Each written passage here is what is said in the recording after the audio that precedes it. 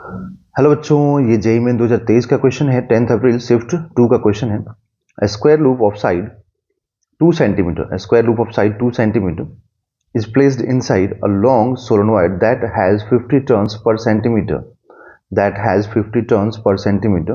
and carries a sinusoidally varying current of amplitude 2.5 ampere। देखो sinusoidally है मतलब sign के फंक्शन में है। एंड एंगुलर फ्रीक्वेंसी 70 रेडियन पर सेकंड। एंगुलर फ्रीक्वेंसी बोलने का मतलब कि ये हमें ओमेगा दिया हुआ है। The central axis of the loop and solenoid coincide. The amplitude of EMF induced in the loop is x into 10 to the power minus 4. The value of x is, x का value पूछ रहा है। तो square loop का side दिया हुआ है हमें, सोलेनॉइड का हमें दिया हुआ है। यहाँ पे n कितना होगा, small n, number of turns per centimetre. ठीक है, ओके। तो अब यहाँ पर ना कुछ इसका टॉप फ्रंट व्यू देखें हम लोग तो ऐसा होगा कि सोलेनॉइड हो गया, यहाँ पर एक स्क्वायर लूप रख दिया गया। ठीक है, दोनों का सेंटर कोइंसाइड हो रहा।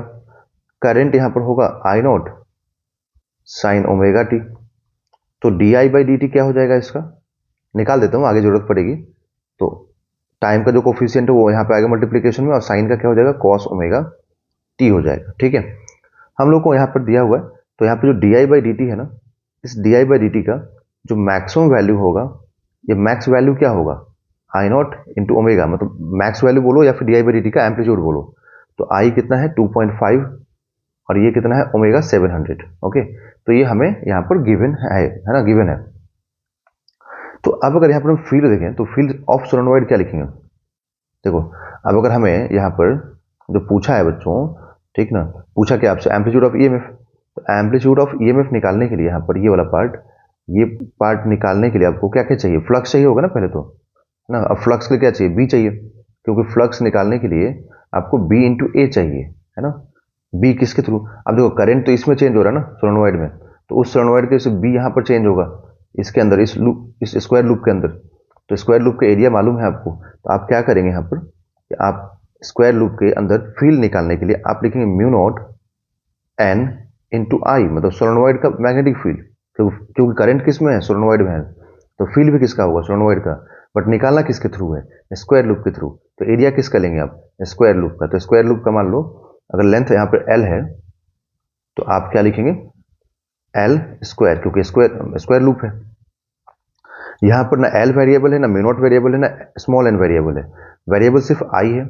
तो ईएमएफ के लिए क्या होता है, D five by D T करना होता है, D five by D T करना होता है। तो आप जैसे D five by D T करेंगे, ठीक है, तो यहाँ पे mu not an into L square into D I by D T.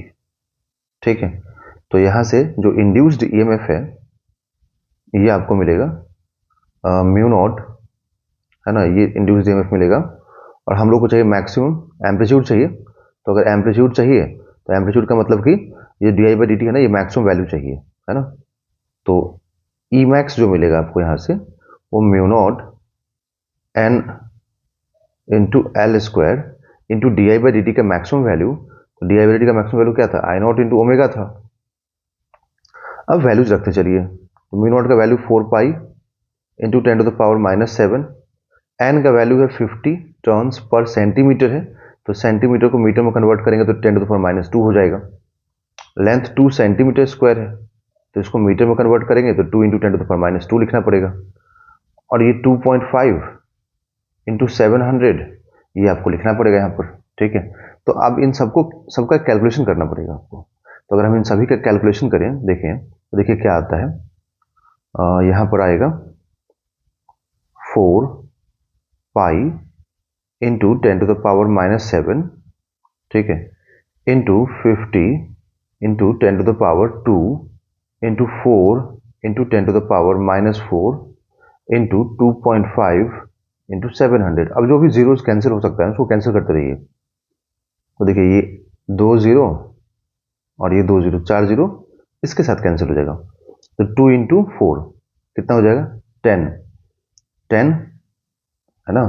तो 10 और मतलब इन दोनों को मिला के देखो 2.5 और 4 को मिला के 10 हो गया, और एक 10 यहाँ से, तो इससे कैंसिल हो गया। तो अब यहाँ पे 7 यहाँ पर 5 पहले लिख देते हैं अच्छे से, 4 पाई इंटू इसका 5 है ना, और इसका 7। ठीक, अब इसको मल्टीप्लाई करते हैं और साथ में यहाँ पर क्या आएगा 10 टू द पावर माइनस 5, इस वाले पार्ट का रिमेनिंग हो गया। तो 4, अब पाई का वैल्यू 3.14 इंटू 5 इंटू 7, तो ये आ जाएगा यहाँ से 439.6 into 10 to the power minus 5 volt, but इसको हम लिखेंगे 43.96 into 10 to the power minus 4 volt. तो यहाँ से जो ईएमएफ का जो मैक्सिमम वैल्यू आएगा ना, अब इसको अप्रॉक्स में 44 लिख सकते हो आप, तो 44 into 10 to the power minus 4 volt. तो जो x का वैल्यू पूछा है यहाँ पर कि x क्या होगा, तो यहाँ से x इज इक्वल टू 44 आप बता सकते हो।